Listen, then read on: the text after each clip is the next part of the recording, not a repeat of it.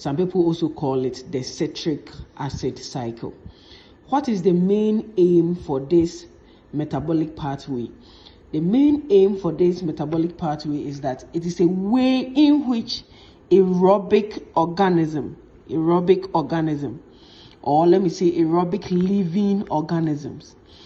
Aerobic living organisms are living organisms that requires oxygen to live. So this tricarboxylic acid cycle is a way in which we aerobic living organism we use to generate cellular energy. So it's a metabolic pathway which we aerobic living organisms we use to generate cellular energy. And energy in the body is in the form of ATP. Hope you understand. Energy in the body is in the form of ATP. So now my question is, how do we get the energy from this pathway? I said that it's a way in which we use to generate cellular energy. So the question is, how do we get the energy from this pathway? Let's come here.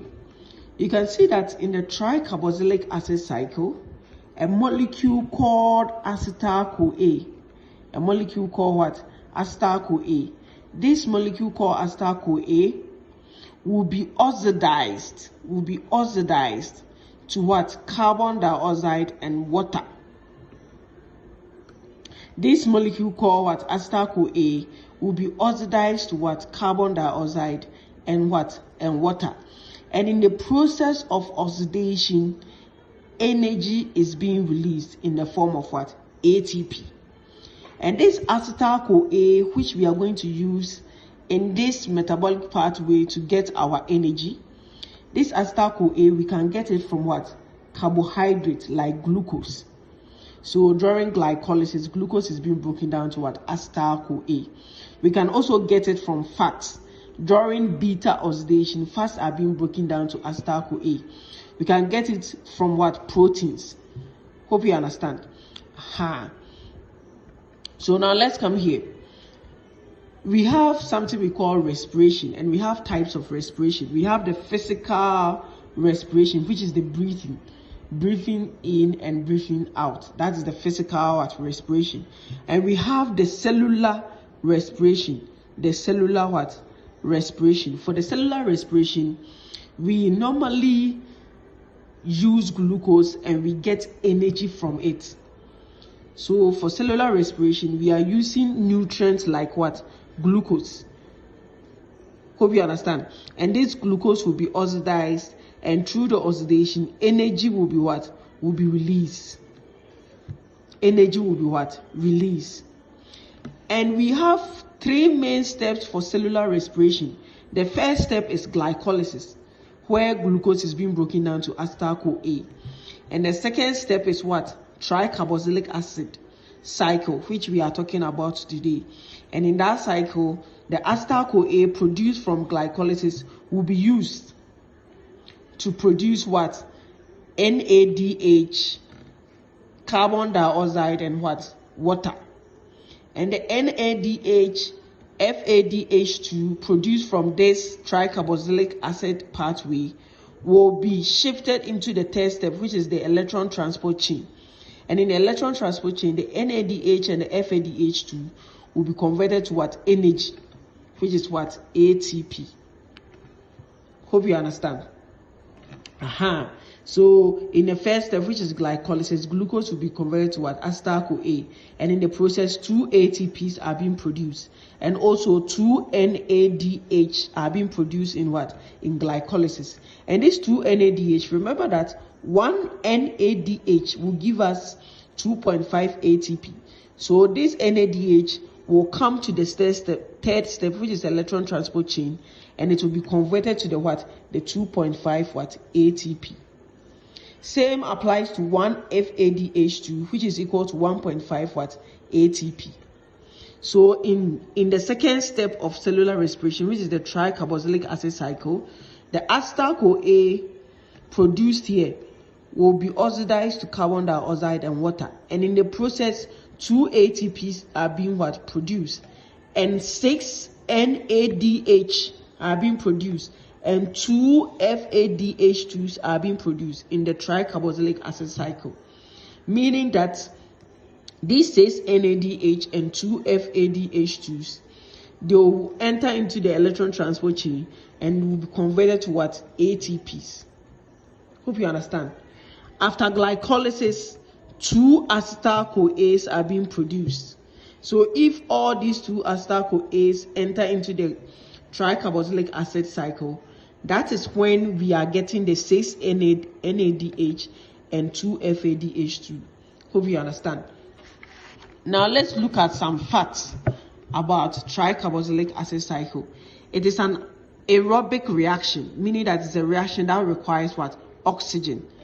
It is a cycle. That's why we call it the tricarboxylic acid cycle.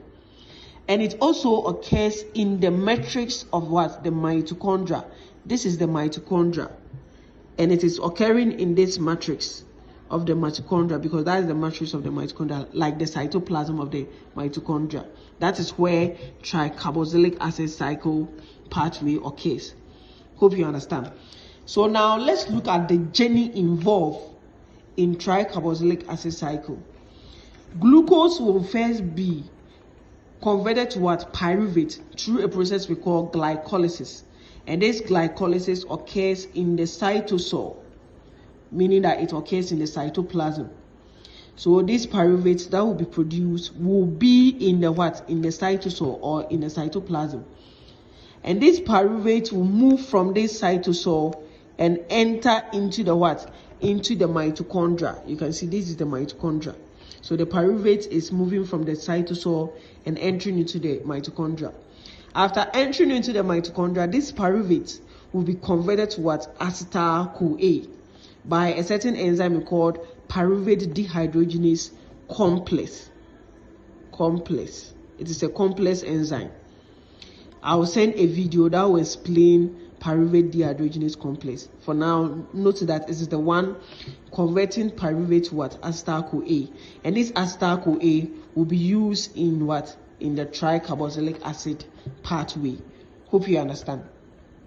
Yes, there are some people in this world that lack this enzyme called pyruvate dehydrogenase complex. They don't have it. They are deficient of this enzyme. So in such people, there are certain conditions that they go through. Conditions like lactic acidosis. And this lactic acidosis can lead to neurological disorders. This lactic acidosis can lead to what? Neurological disorders. Hope you understand. And for this pyruvate dehydrogenase complex enzyme, for it to work very well, it requires a certain molecule we call thymine. Thymine is a coenzyme, and this complex enzyme requires this coenzyme called thymine. Some people also cut it short as TPP. It requires this TPP or thymine to work very well, but there are some people who are deficient of what? Thymine. Such people will experience a condition called beriberi. And what are some of the circumstances that can make a person be deficient in what? Thymine? And then the member person be deficient in thymine when the person is an alcoholic or no alcohol be, or when the person eats Polish rice hacks. It will cause deficiency of this thymine, and it will lead to what? Beriberi. And this beriberi can also lead to what? The neurological disorders. Hope you understand. Now let's look at the steps in glycolysis. So for the steps in glycolysis, the first thing is that the acetyl-CoA that we need will combine with oxaloacetate. After combining with oxaloacetate, they will form a molecule we call citrate. Remember that this citrate has 6 carbons. It has 6 carbons. The citrate has 6 carbons. Acetyl-CoA has 2 carbons, and oxaloacetate has 4 carbons, and they are coming together, so they are forming what? Citrate, which has 6 carbons. Hope you understand. And the enzyme that is going to add the acetyl-CoA and the oxaloacetate, that enzyme we call it the citrate synthase. enzyme and your friend is saying citrate what? Synthase. In the second step, this citrate that has been formed will be converted to what? Isocitrate in a process we call isomerization. Isomerization. You understand? So through the process isomerization, this citrate is converted to what? Isocitrate. And in this process, water is being removed from what? The citrate. And the enzyme that performs this whole reaction is called aconitase. The enzyme is called what? Aconitase. Hope you understand. That is the enzyme that is converting the citrate to what? Isocitrate in this isomerization reaction. Now, I want us to look at something. There is this poison we call rodenticide. Rodenticide. Why am I talking about rodenticide, which is a poison? This rodenticide consists of a certain molecule, and that molecule we call it fluoroacetate. The molecule is called what? Fluoroacetate. And why am I even talking about fluoroacetate? This fluoroacetate can combine with acetyl-CoA. Fluoroacetate, which is being found in this rodenticide, combine with acetyl-CoA, and after binding with acetyl-CoA, it will be converted to what? Fluoroacetyl-CoA. Fluoroacetyl what? CoA. Fluoroacetyl-CoA. And this fluoroacetyl-CoA that has been formed from fluoroacetate and acetyl-CoA, this fluoroacetyl-CoA can join with citrate. It can join with what? This citrate. Let's go back. It can join with this what? Citrate. This citrate here. This fluoroacetyl-CoA can join with this what? This citrate. And after joining with that citrate, it will form what we call fluorocitrate. So fluorocitrate is formed after this fluoroacetyl-CoA joins with what? This citrate. And after joining with it, they will form what? This fluorocitrate. Why am I talking about this? I'm talking about this because this fluorocitrate that has been formed here can inhibit this enzyme we call aconitase. It can inhibit it. And after inhibiting aconitase, it will halt the whole TCA what? Cycle. It will halt or stop the whole TCA cycle. So this rodenticide is very what? Dangerous or very toxic. Halting TCA, it means that you are stopping cellular respiration and the person can die. Hope you understand. And the person can die. So put that in mind. That's why I've spoken about fluorocitrate. I started by saying rodenticide contains this fluoroacetate molecule which can combine with acetyl-CoA, and after binding with acetyl-CoA, it will form a molecule called what? Fluoroacetyl-CoA. And this fluoroacetyl-CoA can go and bind with this citrate. After binding with this citrate, the molecule that will be formed is called what? Fluorocitrate. And this fluorocitrate is an inhibitor of what enzyme? An inhibitor of this enzyme called what? Aconitase. Hope you understand. So let's move to the third step. The third step, the isocitrate that is being formed in the second step will be converted to a molecule we call alpha ketoglutarate. And in the conversion of isocitrate to alpha ketoglutarate, hydride ion, that is the H+, hydride ion will be removed from this isocitrate, like you can see here. So this hydride ion is being removed from what? The isocitrate. And when the hydride is being removed, it will be given to what? NAD+. It will be given to what? NAD+. And after NAD+ receive the hydride ion, it will be converted to what? NADH. Hope you understand.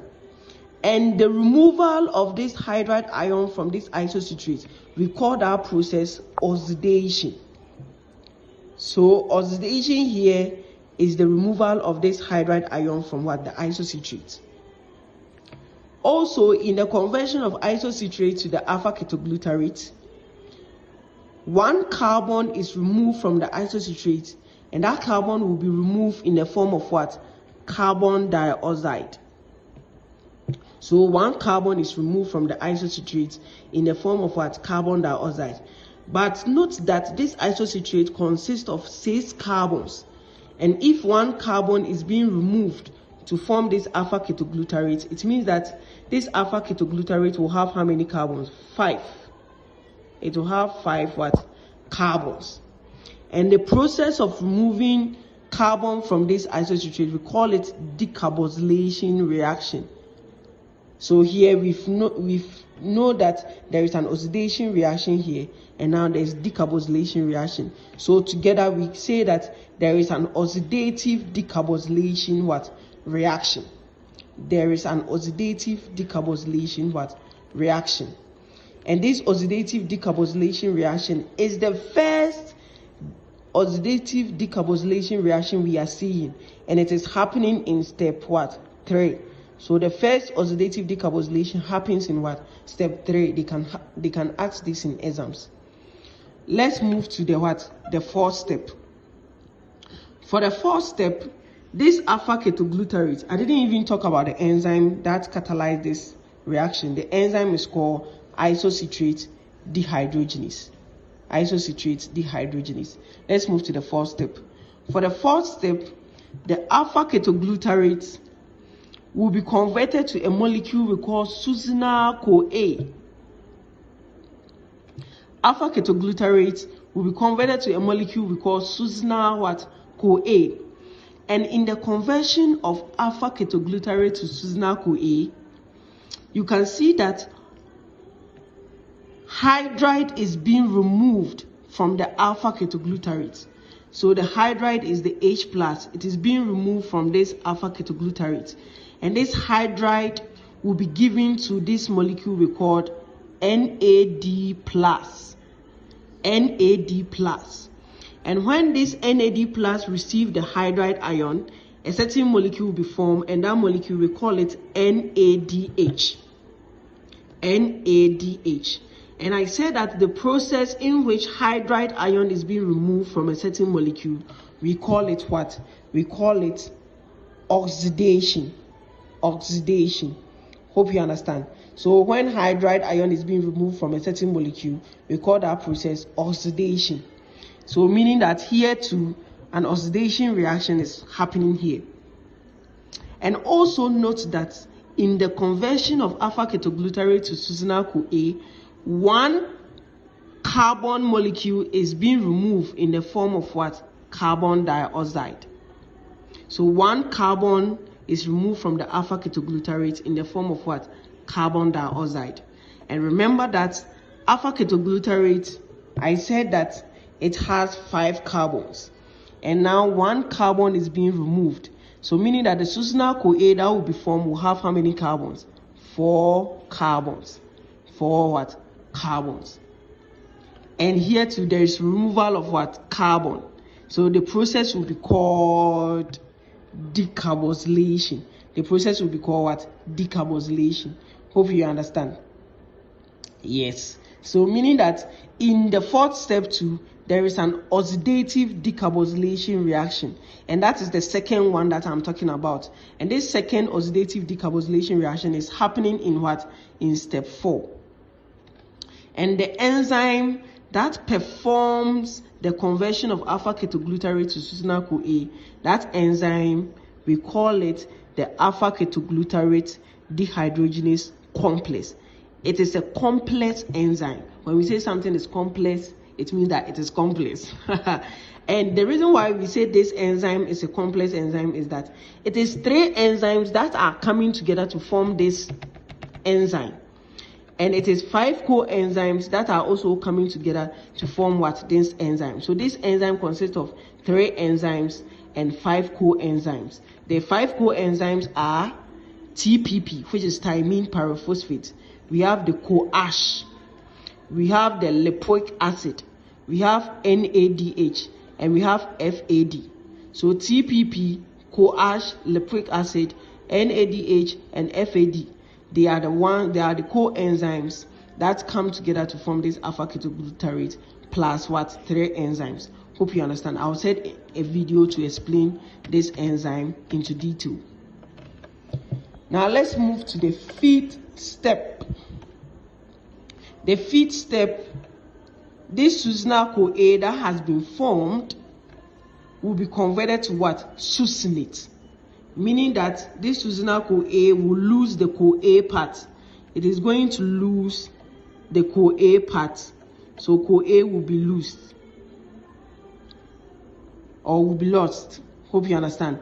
And after the removal of this CoA, the succinyl CoA will turn to what? Succinate.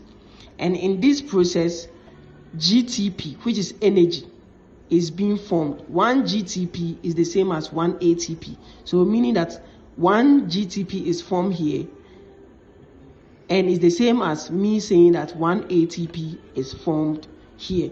So the ATP or the GTP or the energy that we get from TCA is being formed at which step? The feed step. Hope you understand. And the enzyme performing this reaction, we call it the succinyl CoA synthetase. Succinyl CoA synthetase. So let's move to the seed step. Now we have succinate coming to the seed step. This succinate will be converted to what? Fumarate. Succinate will be converted to what? Fumarate. And in the conversion of succinate to fumarate, a hydrogen molecule, now it's not a hydride, a hydrogen molecule will be removed from what? The succinate. And that hydrogen molecule removed from succinate will be given to what? FAD. And this FAD, after receiving the H2, which is the hydrogen molecule, it will be converted to what? FADH2. And remember that 1 FADH2 will give us 1.5 ATP. And this FADH2 is being produced in the seed step. And the enzyme that catalyzes the seed step, we call that enzyme succinate dehydrogenase. It is the enzyme that is converting the succinate to what? To fumarate. And this succinate dehydrogenase can be inhibited by a certain molecule we call malonate. So whenever there is this malonate will go and inhibit this enzyme called succinate dehydrogenase. So malonate is saying that I am a strong competitive inhibitor for what? Succinate dehydrogenase. Hope you understand. That is malonate. Now let's move to the 7th step. The fumarate that has been formed in the seed step will be converted to what? Malate. But in the conversion of fumarate to malate, we required water. So this reaction is a hydration reaction because we require what? Water. And the enzyme performing this reaction is called fumarase. But this fumarase is special in something. It is highly stereospecific. So fumarate is telling us that I am highly stereospecific. So put that in mind. So fumarate will only be converted to what? L-malate. We have D-malate too, but fumarate will always be converted to what? L-malate by fumarase. That is why it is stereospecific. It won't convert the fumarate to what? D-malate. It will always convert it to what? L-malate. That is why it is highly stereospecific. Now let's move to the 8th step. For the 8th step, the L-malate being formed will be converted to what? Oxaloacetate. Oxaloacetate. And the enzyme performing this reaction is called malate dehydrogenase. And in the conversion of this L-malate to oxaloacetate, hydride ion is also removed here. This hydride ion is given to NAD plus to form what? NADH. As you can see here. Hope you understand. And that will be the last step for what? Tricarboxylic acid cycle. This oxaloacetate can go back and bind to what? Acetyl-CoA. And will form what? Citrate. Right? And the whole cycle will start again. That is why it is a cycle. Hope you understand. Because this oxaloacetate can come back to the what? To the first step and bind to acetyl-CoA and form what? Citrate. Hope you understand.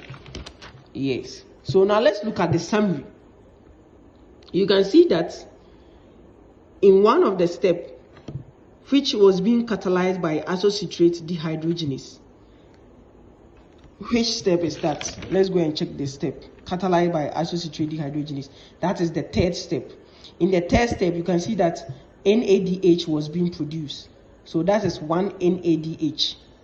Let's check another step where NADH is being produced. The fourth step, NADH is being produced, and it was being catalyzed by alpha ketoglutarate dehydrogenase complex. So that is 2. And which step again? In the 6th step, FADH2 was being produced, and that step was being catalyzed by what? Succinate dehydrogenase. And even in the 5th step, that is where the energy was being produced, GTP, and that was being catalyzed by succinyl-CoA synthetase. Which step again? The 8th step, NADH was being produced, and that was being catalyzed by what? Malate dehydrogenase. So when you add all the NADH and you convert them to ATPs and you add the total ATPs, you can see that from one acetyl-CoA we are getting 10 what? ATPs. From one acetyl-CoA we are getting 10 ATPs. But remember that TCA is the second step in cellular respiration. Glycolysis comes before TCA. And in glycolysis, we produce how many acetyl-CoA? We produce 2 acetyl-CoA. So it will be 2 acetyl-CoAs entering the tricarboxylic acid cycle.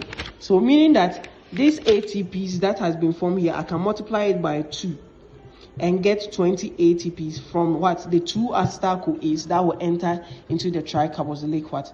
Acid cycle. Hope you understand. Note that the Krebs cycle or the tricarboxylic acid cycle that I'm talking about, it is an amphibolic pathway. When we say something is an amphibolic pathway, it means that it consists of both catabolic process and anabolic process. So Krebs cycle consists of both catabolic process and what? Anabolic process. For example, isoleucine can be broken down to form succinyl what? CoA. That is catabolism. And this succinyl-CoA can be used to form what? Fumarate. That is what? Anabolism. So that's why this Krebs cycle is what? An amphibolic what? Pathway. We also have anaplerotic reaction. We also have anaplerotic what? Reaction. And these are reactions that help replenish intermediates in the tricarboxylic acid cycle.